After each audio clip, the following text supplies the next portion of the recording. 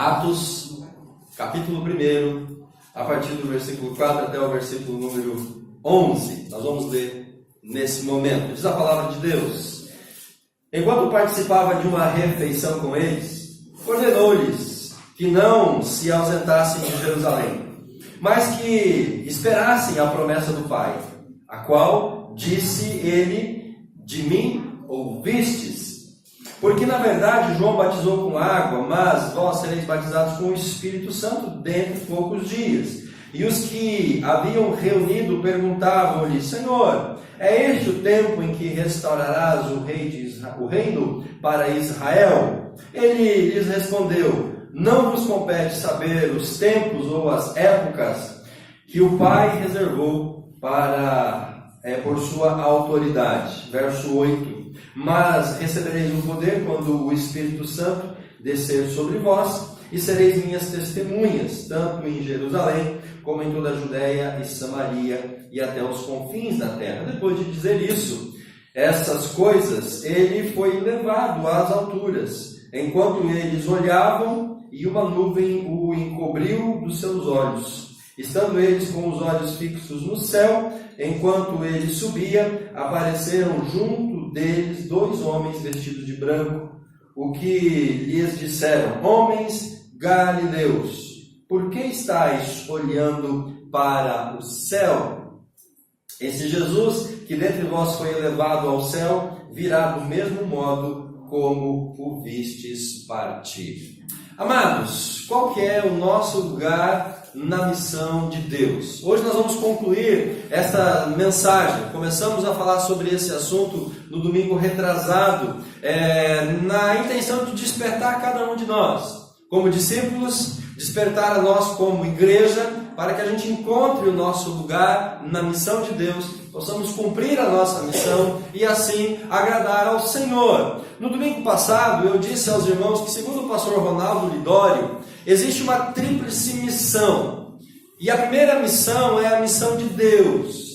Qual que é a missão de Deus? É reinar. A missão de Deus é governar. A missão de Deus é ser soberano sobre tudo e sobre todos. Então, meus irmãos, nós precisamos entender isso. Nós como seres humanos, nós como pessoas falhas, pecadores, nós precisamos entender que há um Deus sobre a nossa vida, e esse Deus, ele quer reinar, governar, ser o soberano. A missão de Cristo foi justamente morrer na cruz para nos redimir. A missão de Cristo foi entregar a vida dele em nosso favor, para que nós, homens pecadores, para que nós, homens mortais, que não podíamos mudar a nossa condição espiritual, pudéssemos ter acesso até a graça de Deus. Então Cristo teve essa função, morrer na cruz em nosso lugar. E a função da igreja, ou a missão da igreja, é servir a esse Cristo com tudo aquilo que nós temos, servir a Cristo com tudo que nós somos, na nossa adoração, com o nosso louvor, com os nossos dons, com os nossos bens, com as nossas habilidades, tudo que nós temos,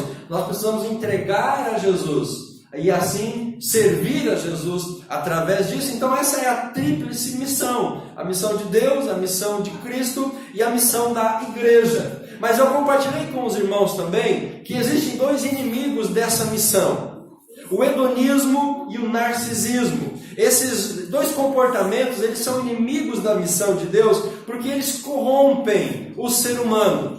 Além de corromper a alma, a integridade, a santidade, corrompe, acima de tudo, irmãos, a motivação. Porque a pessoa que ela é dominada por esses dois comportamentos, a pessoa ela é corrompida, no sentido de que ela até faz a coisa certa, até ela faz aquilo que tem que fazer, mas ela faz com a motivação errada. Então, no lugar de nós fazermos as coisas para agradar a Deus, em lugar de nós fazermos para glorificar a Deus, fazemos como parte da nossa missão de servos, nós fazemos mais para sermos vistos diante das pessoas. Nós fazemos para a nossa própria exaltação. Nós fazemos para nós sermos reconhecidos e não o Senhor. Por isso que esses 2 elementos, eles são inimigos da missão. E nós precisamos ter uma atenção especial para esses 2 comportamentos. Eu disse também aos irmãos no domingo anterior que Deus está trabalhando no mundo. Irmãos, Deus não está de braços cruzados. Deus está agindo e Ele vai agir até o momento em que haver oportunidade de salvação para mim e para você. Deus está trabalhando no mundo e Deus quer que nós também trabalhemos junto com Ele. Ele nos chama para fazer parte desse trabalho. Eu disse também que Deus nos convida para essa missão. Amado, se Deus está trabalhando, Ele não quer trabalhar sozinho. Deus quer que a gente se una a Ele. Deus quer que você se levante, que você se disponha, seja um Isaías, eis-me aqui, envia-me a mim, que você possa dizer, Deus, a minha vida está nas tuas mãos, Deus, o Senhor me alcançou, o Senhor me salvou, o Senhor me redimiu, e agora eu estou aqui, eu quero ser usado pelo Senhor. Nós precisamos, irmãos, receber esse convite, mas atender a esse convite. E eu ainda disse a vocês no domingo anterior que Jesus é o exemplo, Jesus é o modelo para a nossa missão. Pastor, mas como que eu vou fazer a vontade de Deus? Pastor, como que eu vou cumprir a vontade de Deus? Como que eu vou desempenhar a minha missão? Olha para Jesus. Ele é o alvo, Ele é o exemplo, Ele é o padrão, Ele é o modelo. Seguindo a Jesus, imitando a Jesus, como o apóstolo Paulo diz, nós vamos cumprir seguramente a nossa missão. O texto de Atos que nós acabamos de ler, no capítulo 1, nós vemos aqui Jesus justamente falando com os seus discípulos sobre esse assunto da missão desses apóstolos. Lucas escreve esse texto aqui de Atos e Lucas começa fazendo uma dedicatória para o seu amigo, uma pessoa chamada Teófilo, a quem Lucas escreve o Evangelho de Lucas, e agora ele escreve Atos para que esse amigo dele, Teófilo, que não conhecia a Deus, pudesse então conhecer a Jesus. Lucas está cumprindo a sua missão. Lucas está aqui colocando em prática as suas habilidades. Lucas era médico, ele tinha instrução, ele tinha sabedoria, ele era uma pessoa douta. Então ele usa a sua capacidade. Ele queria que esse amigo dele, chamado Teófilo, lá no versículo 1, conhecesse ao Jesus que ele, Lucas, conheceu. E então ele faz um trabalho de pesquisa e ele escreve 2 cartas, ou Lucas e Atos, para que o seu amigo pudesse conhecer a Jesus. E aí, meus irmãos, eu tenho que me perguntar, o que eu tenho feito para que os meus amigos conheçam a Jesus? Será que eu estou tendo um trabalho, pelo menos aquilo que Lucas fez aqui, para que as pessoas conheçam a esse Jesus? Então Lucas faz a introdução e ele está falando aqui justamente sobre Jesus Cristo. E no verso 4 que nós lemos então, Lucas diz que enquanto Jesus participava de uma refeição, ele ordenou aos discípulos. Jesus começa a dar aqui instrução para os discípulos em relação à missão. E isso aqui é importante, meus irmãos. Jesus está instruindo os discípulos com relação à missão deles. Jesus está dando esse ensinamento. Versículo 2: até o dia em que foi elevado aos céus, após ter dado orientações pelo Espírito aos apóstolos. E são essas orientações que Jesus vai trazer hoje para a nossa vida. Mas, diferentemente dos religiosos, diferentemente dos escribas e dos fariseus, que usavam o templo e usavam a sinagoga, que eram os seus lugares de reunião, para ali transmitir conhecimento para os seus discípulos, Jesus usa uma estratégia diferente. Irmãos, Jesus, Ele é Deus. Enquanto os fariseus e os escribas, os religiosos, usavam a frieza do templo, eles usavam a pompa do templo, a religiosidade, a rotina, aquela questão engessada, aquela questão fria. Jesus, ele é diferente, porque o texto diz que no verso 4, depois de comer. Então Jesus não vai para o templo, Jesus não vai para a sinagoga, Jesus não transmite uma instrução fria, apenas conceitos e ideias. Jesus, ele senta com os discípulos à mesa, Jesus abre a sua vida, Jesus compartilha naquele momento mais íntimo. Ele aproveita aquele momento onde os discípulos estavam ali bem à vontade, relaxados, descontraídos, conversando entre si, e Jesus vai ministrando a esses discípulos num contexto do lar, de uma casa, de uma mesa, de um prato de comida. Meus irmãos, essa é a melhor escola de discipulado.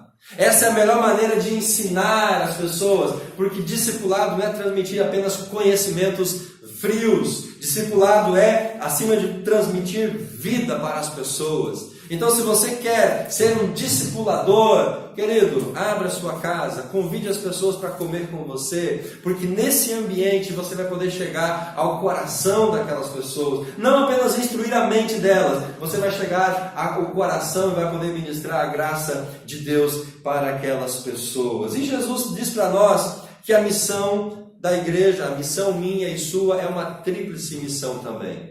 Ele diz para nós aqui que a nossa missão, em primeiro lugar, era justamente fazer esse processo de discipulado.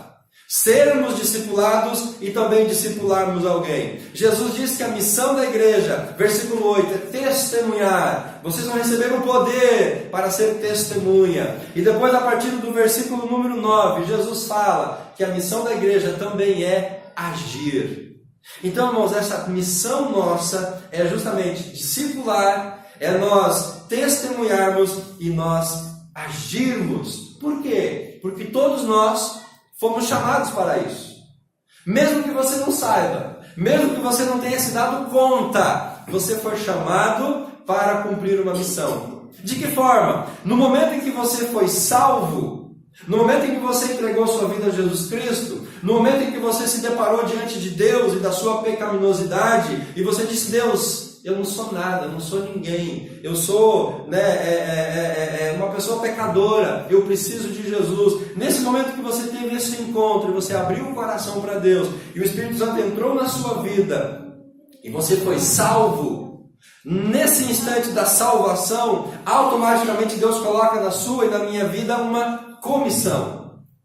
Portanto, meus irmãos, toda pessoa que é salva, ela é comissionada. E aí não dá para a gente separar esses dois elementos. Não dá para a gente fazer uma dicotomia de uma pessoa que é salva, mas que não se sinta comissionada. E ao mesmo tempo uma pessoa não vai ser comissionada antes dela ser salva. Essas duas coisas estão interligadas e parte da salvação. Então, irmão, se você verdadeiramente entregou sua vida a Jesus, se você verdadeiramente confessou seus pecados, se verdadeiramente você é uma nova criatura, não tem desculpa, não tem justificativa. Nós estamos dentro dessa missão. Nós já fomos escalados nessa missão. Nós já fazemos parte dessa missão. E nós temos que cumprir essa missão. E cumprir a missão, irmãos, não é ficarmos como espectadores. O grande problema nosso como igreja é que muitas vezes nós ficamos naquela mesma condição dos discípulos a partir do verso 9. Quando Jesus é levado ao céu, nós ficamos como espectadores. O texto fala que Jesus foi levado ao céu e eles ficaram lá olhando para cima, contemplando o céu, contemplando as nuvens, ficaram lá boquiabertos, impactados, admirados, extasiados com aquilo que eles viram. Jesus subiu, desapareceu e eles ficaram lá, assim, parados.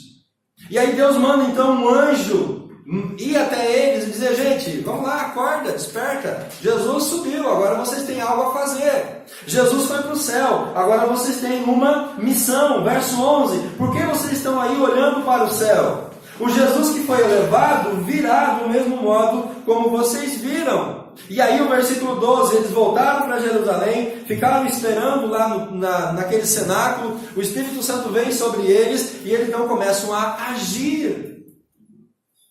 O nosso problema, meus irmãos, muitas vezes quanto igreja, não é a ausência de salvação, não é a falta de santidade, não é a consciência de ter uma vida cristã. Nosso problema é que muitas vezes nós somos apenas espectadores. Nós nos assentamos e ficamos contemplando aquilo que Deus está fazendo, porque Deus está agindo. Nós ficamos contemplando aquilo que as outras pessoas estão fazendo, porque elas entenderam o seu chamado, mas nós ficamos sentados como espectadores, olhando as maravilhas de Deus. E por isso, amados, nós precisamos despertar para essa missão. Nós precisamos acordar, meus irmãos, para a missão que Deus tem para nós. Nós precisamos colocar as nossas casas à disposição do Senhor Jesus, colocar a nossa vida, os nossos talentos, para que nós experimentemos um mover sobrenatural de Deus. Enquanto nós não acordarmos para a realidade da missão e dizermos: Deus, estamos aqui, tudo que eu tenho é teu, Deus, usa a minha vida e através de mim manifesta o sobrenatural, alcança pessoas, transforma vidas. Enquanto nós não tomarmos, irmãos, essa atitude, nós vamos continuar na mesmice. Nós vamos continuar da mesma maneira, indiferentes àquilo que Deus está fazendo ao nosso redor. Deus está trabalhando, Deus está agindo, Deus está movendo. E nós não podemos ficar de fora desse mover do Senhor. Deus está agindo e nos convida a participar. Deus está trabalhando e Ele chama a mim e a você para trabalhar também. Por isso, irmãos, não vamos ser apenas espectadores. Vamos fazer parte dessa missão. Amém? Amém. O amém está muito fraco. Amém? Amém. E o que você precisa fazer? O que eu preciso fazer? Em primeiro lugar, entender a importância do discipulado. Do versículo 4 até o versículo 7, de uma maneira indireta, de uma maneira ampla, Jesus está falando aqui sobre discipulado. Ele está falando sobre essa atitude que nós temos que ter. Primeiro, permitir que alguém nos discipule. Permitir que alguém nos ensine. Permitir que alguém trate conosco. Que alguém conserte nossos erros. Que alguém instrua a nossa vida. Quando nós aceitamos a Jesus, nascemos de novo. Somos uma nova criatura. Um bebê na fé. E nós precisamos de alguém que nos ensine. Hoje é o dia dos pais e estamos aqui celebrando a Deus e agradecendo pelos pais. E qual que é a função do pai? É ensinar o filho, é corrigir o filho, é capacitar o filho, é instruir o filho. E essa mesma atitude de um pai para com o seu filho é algo que precisa ser feito no campo espiritual. Porque se nós nascemos de novo, somos uma nova criatura, precisamos ser instruídos, cuidados, amados, discipulados. Não dá para nós, irmãos, concebermos uma pessoa que nasça espiritualmente e ela não tem ninguém que cuide espiritualmente dessa pessoa. Por isso que muitas pessoas não se firmam na igreja, muitas pessoas não se firmam com Deus, muitas pessoas não avançam na vida espiritual porque lhes falta alguém que os discipule. E para que eu seja discipulado, eu preciso me colocar à disposição, permitir que alguém faça isso. E uma vez que eu sou discipulado, eu também tenho que entender que eu posso discipular alguém. Eu posso fazer isso na vida de uma outra pessoa. Verso 4 até o verso 7, nós já lemos o texto. Eu vou destacar no verso 4, Jesus ali fazendo aquela refeição com os seus discípulos. É a melhor forma de você discipular uma pessoa. É você trazer a pessoa para o seu lado, trazer a pessoa para você, fazer amizade com ela, compartilhar com ela, mais do que conceitos, compartilhar vida. Discipulado, meus irmãos, é nós transmitirmos o Jesus que está na nossa vida para a vida da outra pessoa. É nós formarmos o Jesus que está em nós, no coração e na mente da outra pessoa. Discipulado é eu poder dizer e ensinar e mostrar para essa pessoa tudo aquilo que Jesus é na minha vida e Jesus pode ser na vida daquela pessoa, mais do que conceitos, mais do que doutrinas, mais do que filosofias. Discipulado é transmitir vida ao coração dessas pessoas. E Jesus soube fazer isso muito bem. Jesus transmitiu o seu próprio DNA espiritual para aqueles 12 homens. E eles então distribuíram esse mesmo DNA até os dias de hoje. E nós recebemos esse mesmo ensino que Jesus ministrou para aqueles homens. Se Jesus tivesse montado uma escola, se Jesus tivesse montado uma classe, uma faculdade para ensinar os princípios do Evangelho, teriam se perdido no tempo. Mas como Jesus impregnou isso na mente e no coração de pessoas, nós podemos ser abençoados dessa maneira. Então, amados, vamos abrir as nossas vidas, os nossos lares, as nossas casas, vamos compartilhar o Jesus que está em nós, na vida dessas pessoas. No versículo 5, fala que João batizou com água. O batismo faz parte do discipulado. O batismo integra a pessoa na igreja. O batismo é a porta de entrada para a comunidade cristã. Versículo 6, os que haviam reunidos Discipulado é estar juntos, é estar reunidos. Eu creio que você se entristece também quando a gente vê a igreja com muitas cadeiras vazias e nós nos perguntamos aonde estão os nossos irmãos, aonde estão os nossos companheiros, por que eles não estão presentes conosco, por que eles não estão aqui aprendendo da palavra junto conosco, o que os impediu de estar aqui? Discipulado é também estarmos juntos, irmão, estarmos reunidos. Discipulado é participar do ajuntamento, como nos ensinou o pastor Tiago no domingo passado. E o verso 6 diz que eles estavam ali todos reunidos, querendo saber sobre as coisas. Senhor, este é o tempo em que vai restaurar Israel. Eles estavam curiosos, eles queriam aprender, e Jesus estava então ministrando ensino sobre eles. Discipulado é ensinarmos, e nós precisamos, amados irmãos, dos mais pequenos aos adolescentes, jovens, adultos, todos nós precisamos ser discipulados, e todos nós precisamos discipular alguém. Essa é uma verdade que nós não podemos esquecer. O discipulado ele é importante porque a partir da salvação você fez parte de um corpo. A partir da salvação você foi integrado num corpo que é a igreja. A Bíblia diz que a igreja é o corpo de Cristo. Quando você entrega a sua vida a Jesus, você faz parte desse corpo. E agora você e eu precisamos estar unidos. Nós precisamos estar juntos, porque essa união é fundamental para o crescimento. Meus irmãos, não entra na minha cabeça um cristão, um discípulo que despreza o ajuntamento, a comunhão, estar juntos. Não existe cristão que vive sozinho, isolado. Nós somos feitos para estarmos juntos. A igreja é um corpo e o corpo precisa estar junto. Se você faz parte do corpo, mas você se separa, você morre. Se você cortar uma mão sua e separar do corpo, aquela mão vai apodrecer. Se cortar uma perna, um braço, vai apodrecer, porque o corpo precisa estar conectado e as partes do corpo ligadas. E se eu sou um membro do corpo de Cristo, que é a igreja, eu não posso me dar o prazer de não estar junto com os meus irmãos, porque nessa comunhão, nesse ajuntamento, nós oramos, nós adoramos, nós somos ensinados, nós somos ministrados. Nesse ajuntamento, nós somos forjados à imagem e à semelhança de Deus. O discípulo, ele é capacitado através do discipulado para fazer a obra do Senhor Jesus Cristo.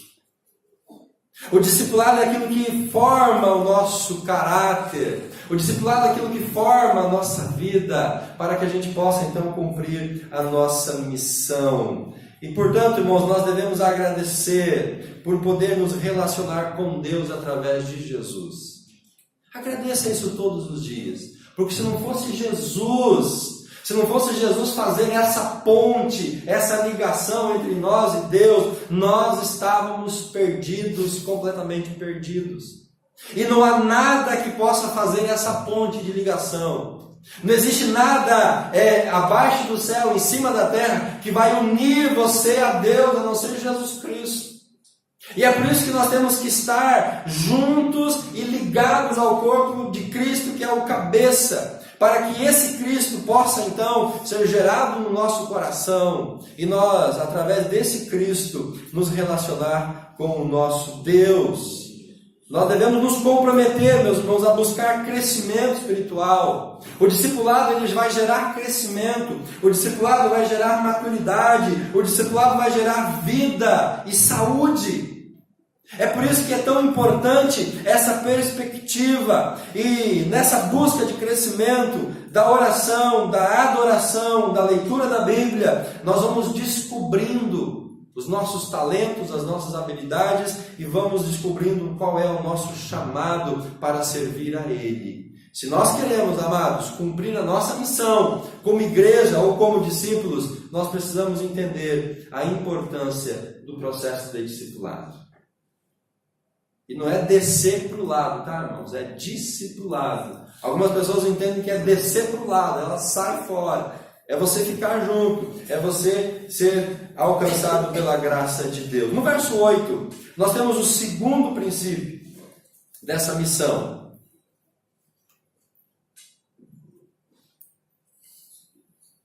Além da importância do discipulado, Nós vemos aqui a nossa missão, que é testemunhar. E aí entra a importância do testemunho.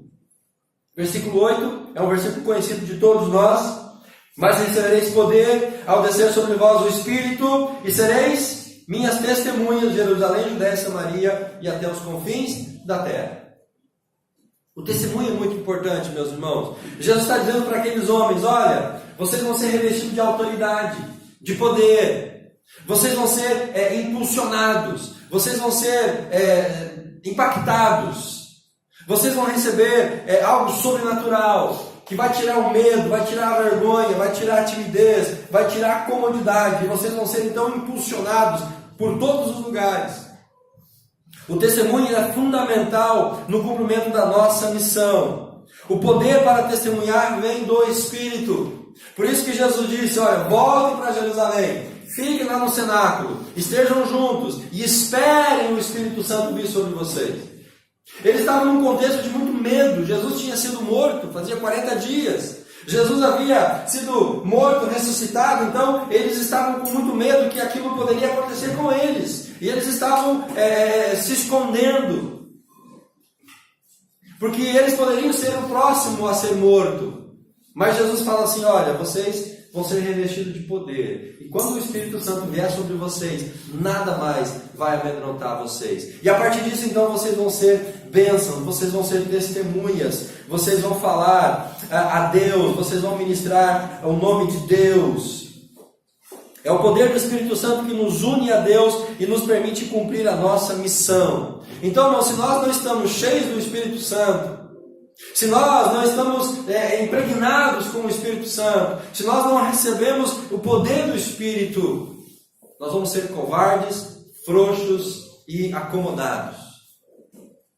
Uma pessoa que é salva, mas não está plena com o Espírito Santo, essa pessoa não vai ser testemunha. Essa pessoa não vai cumprir o seu chamado. Ela vai ficar apenas como espectador. Através da igreja, Deus quer ser conhecido. Como que Deus vai ser conhecido pelas pessoas? Através da minha vida, da sua vida. Porque nós somos a igreja de Cristo. A função da igreja é fazer isso. A minha função como discípulo é fazer isso. Por isso que a igreja é importante, meus irmãos. Por isso que a comunhão é importante. Imagina se nós tivéssemos aqui uma igreja para 5.000 pessoas e estivesse todos os domingos cheia de 5.000 pessoas. Será que isso não chamaria a atenção de quem passasse em frente a uma igreja dessa? Então, até mesmo no ajuntamento da igreja, Deus pode alcançar vidas. Testemunhar não é só falar às pessoas sobre Deus. Testemunhar é você dar a sua vida como parâmetro. Testemunhar não é apenas dizer: Jesus é bom, Jesus é legal, Jesus é 10, Ele salva, Ele cura, Ele liberta. Testemunhar não é apenas verbalizar sobre Deus, mas é mostrar Deus na minha vida. Testemunhar é poder a pessoa olhar para a minha vida, para as minhas atitudes e ver Deus nisso. É o que Paulo diz, que nós somos uma tábua de carne, onde Deus escreve em nós o Evangelho. Então a pessoa olhando para nós, ela vai ler o Evangelho, ela vai ler Cristo, ela vai ver Cristo na minha vida, nas minhas atitudes. Testemunhar, meus irmãos, é permitir que Jesus seja formado em nós. E a partir de Jesus estar formado no nosso coração, as pessoas possam ver esse Jesus na nossa vida. Através da igreja, Deus continua a sua missão. Através da igreja, Deus vai fazer a sua obra. Irmão, se Deus não precisasse da igreja, Jesus não teria morrido, Jesus não teria edificado uma igreja, não teria chamado esses apóstolos, não teria dito para eles ficarem em Jerusalém, não teria mandado o Espírito Santo. Jesus é o fundador da igreja, Ele é o sustentador da igreja, Ele é o cabeça da igreja. E por isso a igreja é importante. Se a igreja não fosse importante, Jesus não teria instituído a igreja. Por isso que você precisa estar na igreja, fazer parte da igreja, se juntar à igreja, servir à igreja, porque a igreja somos nós, não é esse prédio, não é esse templo. A igreja sou eu e a igreja é você. Então, amados, encha-se do Espírito Santo. Esvazie-se de você. Esvazie-se dos pecados, do velho homem. Esvazie-se das coisas velhas. Deixe Deus fazer o novo, formar o novo, trazer o novo para a sua vida. Porque é somente cheios dessa presença do Espírito Santo que nós vamos poder fazer a obra, vamos amar as pessoas, vamos levar Cristo e vamos levar a vida que Cristo tem para a nossa comunidade, para as pessoas que estão ao nosso redor. É a partir do testemunho, a partir da nossa vida que Jesus vai chegar ao coração das outras pessoas. Vamos celebrar a diversidade da igreja, irmãos. A igreja é linda porque ela é diversa. A igreja é linda porque ela abrange todas as pessoas. A igreja é linda porque ela não é exclusivista. Na igreja cabe todo mundo. Na igreja cabem todos que são salvos e redimidos pelo sangue de Jesus Cristo. E Ele morreu para todos. E Ele quer alcançar todos. E a igreja tem essa diversidade. Eu fiquei impressionado quando o pastor Tiago deu o testemunho dos líderes de pequeno grupo lá da igreja dele em Maringá. Uma pessoa que trabalha num banco, que tem uma boa renda financeira, que tem carro do ano, essa pessoa vem para a igreja nessa condição. Mas aí tem o seu Zé, o pedreiro, né? Uma pessoa simples, que carrega as cadeiras da igreja num carrinho de mão para casa para fazer um encontro de pequeno grupo. Olha os extremos, meus irmãos. Uma pessoa rica, uma pessoa culta, uma pessoa simples, mas na igreja cabe todo mundo, porque a igreja é essa diversidade. A igreja é essa beleza, e é através da igreja, do testemunho da igreja, que Deus alcança todas as pessoas. E o último princípio está no verso 9 ao verso 11. É o último contexto dessa missão, que é a nossa parte. E qual é a nossa parte, meus irmãos? É agir, é a ação, é a prática. Verso 9, 10 e 11. Por que vocês estão aí, olhando para o céu? Por que vocês estão aí, de boca aberta? Por que vocês estão aí, extasiados? Gente, vamos trabalhar. Galera, vamos lá. Volta para Jerusalém. Se reúne no cenáculo, fica lá orando, fica lá em consagração, fica na presença de Deus, reúne com os outros discípulos, estejam juntos, vamos lá, orem, busquem, esperem, santifiquem, até vir a capacitação, depois vocês vão fazer a obra. Não dá mais, irmão, para a gente ficar de braços cruzados, não dá mais para a gente perder tempo. Tem muitas pessoas morrendo sem Jesus, tem muitas pessoas indo para o inferno, tem muitas pessoas que estão carentes da graça, e nós não podemos ficar indiferentes. Nós não podemos ficar aqui contemplativos. Nós não podemos apenas nos dar o desfrute de assentarmos e nos alimentarmos. Não, nós temos que ir ao encontro dessas pessoas. Isso é ação. Pastor, mas como é que Deus vai fazer isso? Ele vai usar a minha vida? Vai usar a sua vida. Ele usou Pedro, Tiago e João, que eram pescadores simples, homens comuns. Ele usou Mateus, que era um cobrador de imposto, uma pessoa funcionária do governo. Ele usou Pedro, que foi criado na simplicidade de uma família judia, aprendendo as tradições judaicas, os costumes. Deus levanta Pedro para ser um apóstolo entre os judeus. Mas também Deus chama Paulo, o homem intelectual, culto, que estudou na escola de Gamaliel, que tinha muita intelectualidade, muito conhecimento, uma pessoa que tinha uma boa retórica, uma boa escrita, uma pessoa inteligentíssima. Deus pega esse homem, Paulo, e com a sua cultura, com o seu conhecimento, diz: Paulo, você vai ser o apóstolo dos gentios. Você vai falar para os gregos, para os filósofos, para os epicureus. Paulo, você vai usar toda a sua capacidade intelectual e você vai ser bênção no meio dos gentios. Pedro, você na sua simplicidade, você vai ser usado no meio dos judeus. Querido, Deus quer usar a sua vida. Onde você está? Naquele contexto que só você consegue chegar, naquelas pessoas que só você sabe falar o linguajar delas, com aquelas pessoas que só você conhece a sua vida, a sua forma de ser, as suas necessidades. Deus usa todos nós na nossa diversidade e também na nossa particularidade. Por isso que a igreja ela abrange todas as pessoas. Porque todas as pessoas precisam ser salvas, do mais rico ao mais pobre, do mais poderoso ao menos poderoso. Todos precisam da graça de Jesus. E como nós vamos chegar a essas pessoas? Através das nossas vidas. Porque no contexto onde você está, querido, é onde você precisa agir. No contexto onde você está, lá é o seu campo missionário. Cada um é chamado para a área mais adequada à sua natureza, à sua educação e à sua habilidade. Eu não vou conseguir chegar nas pessoas que você tem relacionamento. Eu não vou conseguir chegar às pessoas que você conhece. E mesmo que eu consiga chegar, eu não vou conseguir conversar com elas da mesma forma que você consegue conversar com elas. Eu não vou conseguir tratar com elas e apresentar Jesus, talvez da mesma maneira que você pudesse fazer isso. Cada um é chamado na sua individualidade. Ninguém tem que fazer tudo, queridos. Você não precisa salvar todas as pessoas. Você não precisa salvar a Foz do Iguaçu inteira. Nós não somos chamados para fazer tudo. Nós somos chamados para fazer a nossa parte. Entenda isso. Você não precisa salvar o mundo inteiro. Salve as pessoas que Deus está destinando para você. Faça a sua parte. E cada um fazendo a sua parte, o todo é completado. Cada um fazendo aquilo que lhe é cabido, Deus, Ele é exaltado na vida de todas as pessoas. É por isso que nós não podemos ficar como espectadores, nós temos que agir. Porque se eu não fizer a minha parte no meu círculo de relacionamento, essas pessoas vão ficar de fora do reino de Deus.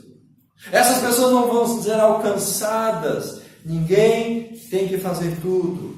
Devemos fazer a nossa parte. Você foi chamado para algo que só você poderá fazer. Você foi chamado para algo que só você pode realizar. Por isso, ore para Deus revelar a você qual é a sua parte nessa missão que Ele tem para nós como igreja.